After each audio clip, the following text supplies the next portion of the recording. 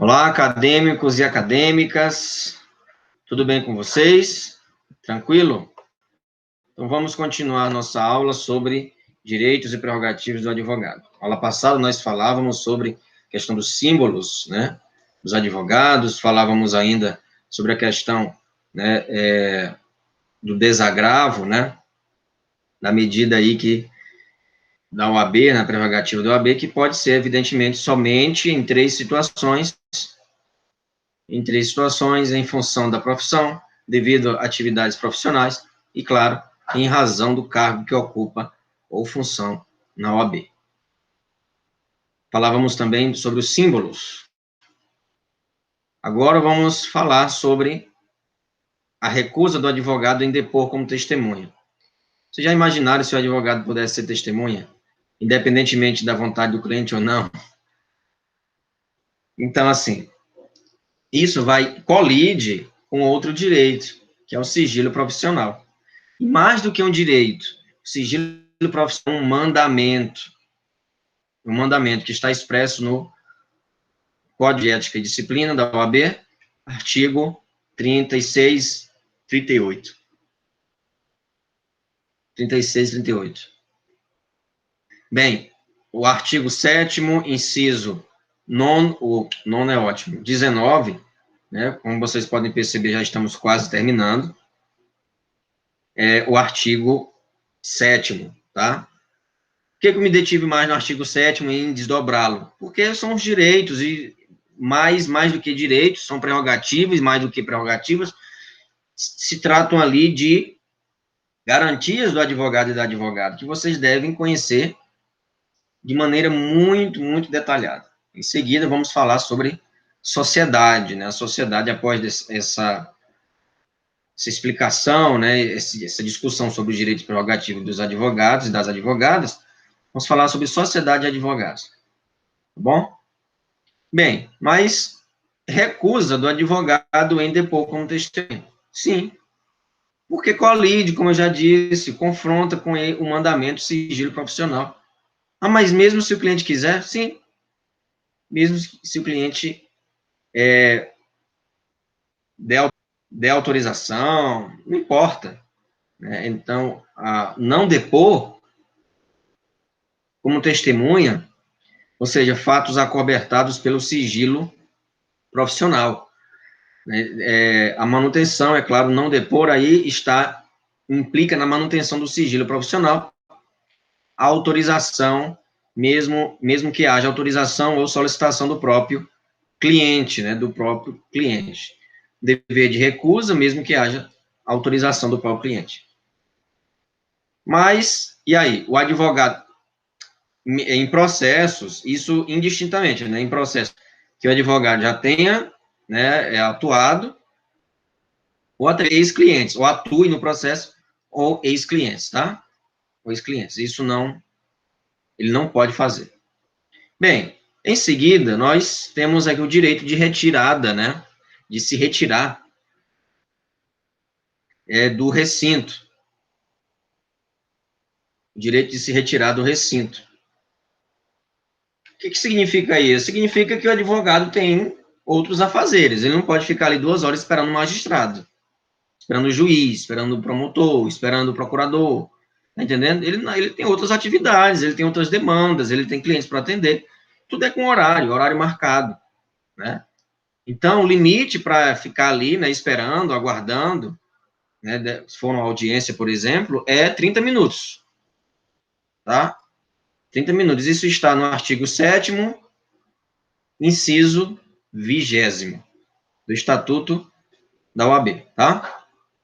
Dos advogados da OAB. Da Advocacia da Ordem dos Advogados do Brasil. É a OAB. Então, 30 minutos depois do horário designado do ato judicial. Isso não significa dizer, não, a audiência está demorando muito, eu vou me retirar. Não, não pode se retirar. A audiência está em curso. Porque isso vale para a ausência, tá aqui, ó. Isso vale para a ausência, não justifica a prerrogativa, ou seja, o direito de se retirar do local, ou seja, deve ser, né, atrelado à ausência do magistrado. Mas caso a audiência se alongue não justifica a ausência ali do advogado. O advogado não pode se retirar, tá? Como eu disse, está associado à autoridade, ou seja, o juiz, procurador, evidentemente que o advogado, mediante petição e comunicado, pode abandonar o recinto, né? Mediante petição ou comunicado, pode abandonar o recinto. Com uma ressalva aqui para a Justiça do Trabalho. Como é uma norma especial, vale qual? A norma geral ou a especial? Evidentemente que é a Justiça do Trabalho, né? Então, 15 minutos o advogado pode esperar ali, tá? Isso está expresso no artigo 815 da CLT, Consolidação das Leis Trabalhistas. Vocês podem verificar o artigo 815, que está expresso lá, 15 minutos de atraso, tá? O advogado pode esperar, tá bom? Então, prevalece o quê? Se vier uma questão falando sobre a Justiça do Trabalho e prevalece qual? A Justiça do Trabalho. Sempre a norma especial, tá bom? Ok? Compreenderam, né? Então, nós falamos agora sobre a violabilidade em caso que, se o advogado opte por depor, ele está violando, assim, o sigilo profissional, tendo em vista, mas se não for nem cliente, nem nada disso, então não tem por que ele não depor, né? Está atrelado novamente ao exercício da sua profissão, tá? Não é cliente, nunca viu, não tem problema, tá bom? Isso é manutenção do sigilo profissional, evidentemente, né? Então não pode. Mesmo se não for cliente, mas há um conflito de interesses, né? Há um conflito entre as partes. Se ele foi determinada parte, quer que ele seja cliente, mas não foi, mas numa outra ocasião ele atuou contra aquela parte, também não pode, porque há a questão do sigilo profissional e, além disso, também sobre a questão do conflito de interesse. Em seguida, e aí muita atenção aqui, pessoal, viu que são prerrogativas bem objetivas até agora. Aqui também será objetivo, né? Eu venho pontuando uma cada aula, 2, 3, para não ficar muito longa a aula. Bem, temos aqui a imunidade profissional. Significa dizer que você pode fazer o que quiser. Essa palavra aqui requer muito cuidado. Imunidade profissional. Significa dizer que você é um deus, tá? Não. Isso está no artigo 7º, parágrafo 2º do Estatuto. Tá bom? Então, a inviolável, o quê? O exercício da profissão em manifestações e atos. O advogado, né, pode exercer, evidentemente, a liberdade para exercício da profissão. Isso está no artigo 139 e 140 do Código Penal. Assim, né, também, né, no Código Penal, artigo 139 e 140, nós podemos observar o crime de injúria e difamação, né, o crime de injúria e difamação. Certo? Crime de injúria e difamação. Então, observem, injúria e difamação. O desacato aqui, não puníveis no exercício de profissão, né? Injúria e difamação.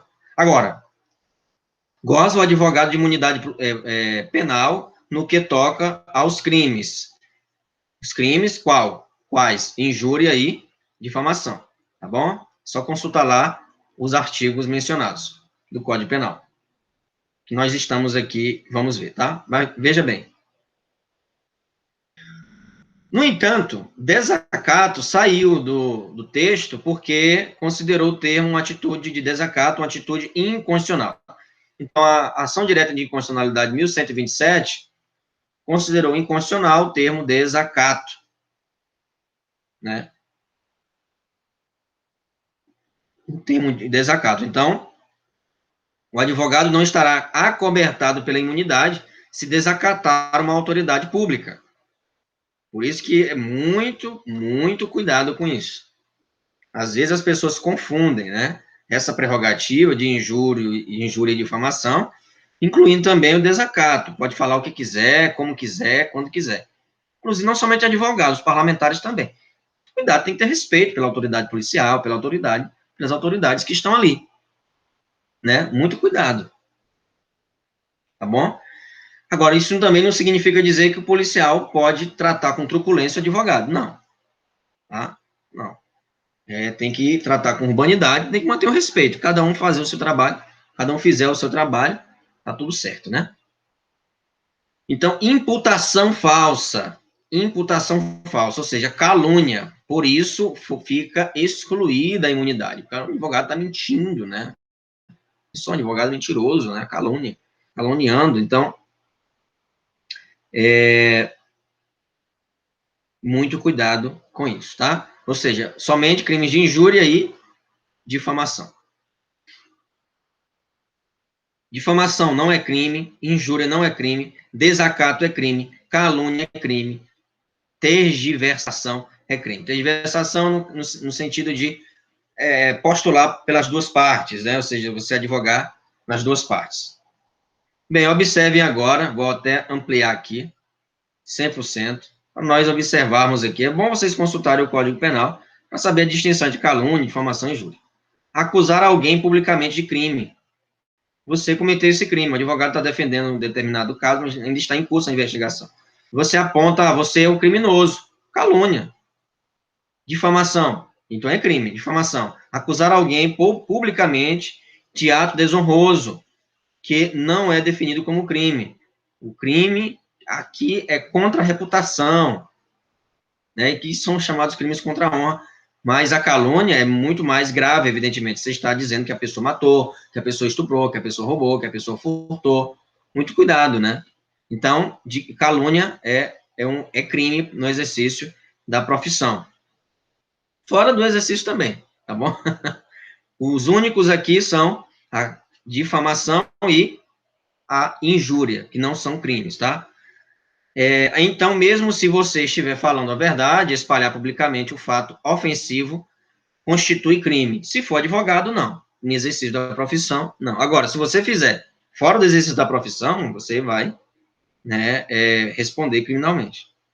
Injúria é ofender a dignidade, o decoro de outra pessoa.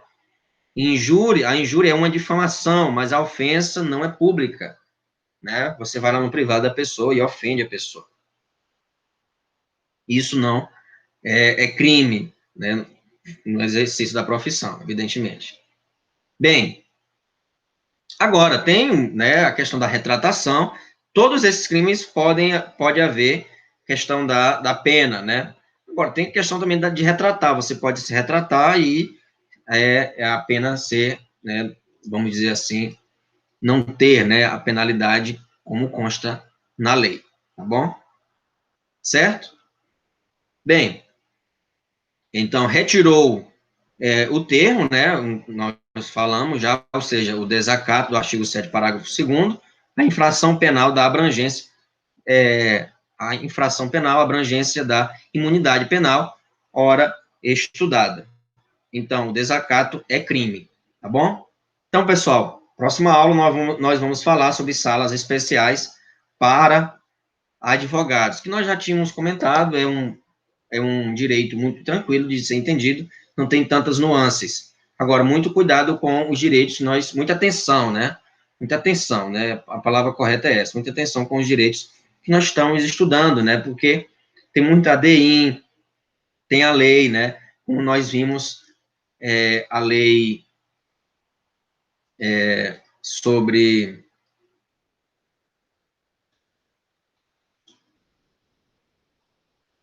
Só um instante, aqui.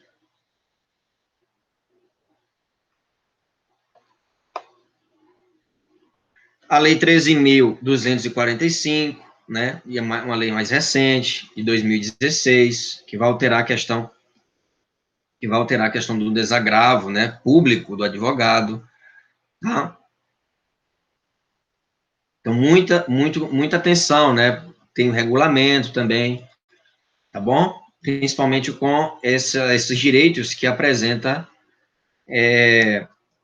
nuances, né, fora do estatuto, fora, sim, do regulamento, provocado por uma lei, ou até mesmo por uma ADI, ação direta de inconstitucionalidade. Tá bom?